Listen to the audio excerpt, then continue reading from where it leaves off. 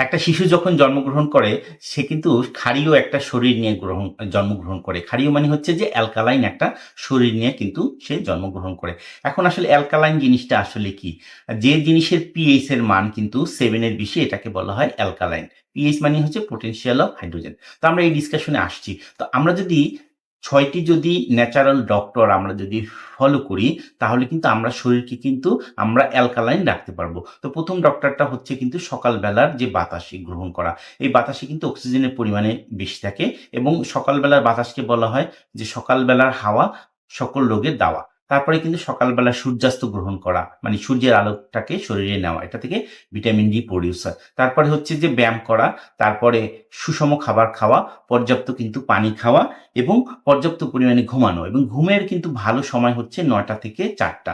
কারণ আপনি ৯টা থেকে ১২টা পর্যন্ত যদি আপনি ঘুমান, এই সময়টাকে কিন্তু আসলে মানে যারা হচ্ছে যে রিসার্চার তারা কিন্তু ২ পয়েন্ট করে প্রতি ঘন্টার জন্য কিন্তু তারা কাউন্ট করে এবং ১২টা থেকে ৩টা পর্যন্ত কিন্তু ১ পয়েন্ট করে তারা কাউন্ট করে এবং ৩টার পরে যে সময়গুলি সেটা কিন্তু তারা ০.৫ করে কিন্তু কাউন্ট করে। এভাবে কিন্তু আসলে আপনি কখন ঘুমাচ্ছেন এটা কিন্তু ব্যাপার। কত ঘন্টা ঘুমাচ্ছেন এটা কিন্তু আসলে ব্যাপার না। লাইফস্টাইলের পরিবর্তন করে কিন্তু আমরা বেশিরভাগ কিন্তু ক্ষেত্রেই আমরা কিন্তু সুস্থ জীবন যাপন করতে পারি।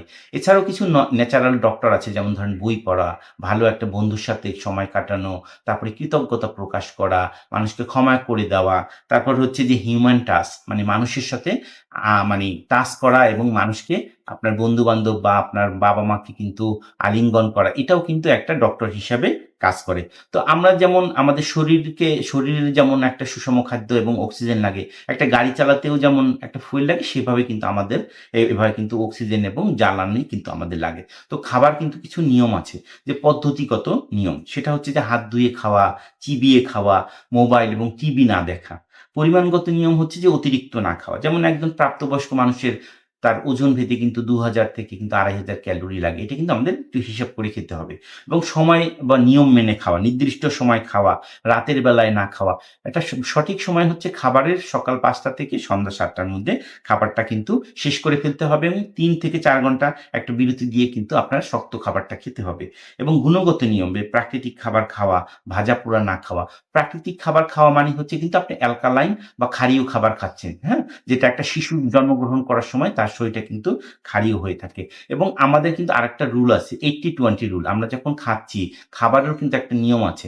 যদি দেখা যাচ্ছে যে 20% খাবার আপনি যেটা খাবেন সেটা হচ্ছে অ্যাসিডিক খাবার খাবেন। সেটা হচ্ছে মাছ, মাংস, হ্যাঁ? আটা এগুলি হচ্ছে যে অ্যাসিডিক খাবার এবং আপনি যখন খাবেন তখন ক্ষারীয় খাবার খাবেন 80%। ক্ষারীয় খাবার হচ্ছে যে ফল-মূল, শাক-সবজি এগুলি কিন্তু আপনি 80% খাবেন। তাহলে কিন্তু আপনি সুস্থ থাকতে পারবেন এবং আমাদের যে সহজ কিছু খাবারের যেটা সোর্স সেটা হচ্ছে লাল আটা, লাল চাল, লেবু, ৭ কালারের একটা রংধনু সবজি, লা তারপর হচ্ছে ডাল, ডিম, চিনাবাদাম, আদা, কালজিরা, রসুন। আদাকে বলা হয় সকল রোগের দাদা। তো আপনি যদি বেশি অ্যাসিডিক খাবার খান তাহলে কিন্তু আপনি বদরাগী হয়ে যাবেন, বদমেজাজি হয়ে যাবেন। সেরোটোনিন এবং অক্সিটোসিনের লেভেলটা কিন্তু আসলে কমে যাবে এবং আপনার শরীরকে যদি বিষমুক্ত করতে চান তাহলে আপনি শরীরে মাঝে, মাঝে রোজা রাখুন এবং একটা ফাস্টিং করুন, পানি বেশি খান এবং ক্ষারীয় খাবার খান। তাহলে আশা করি দর্শক আপনারা ইনশাআল্লাহ সুস্থ থাকতে পারবেন।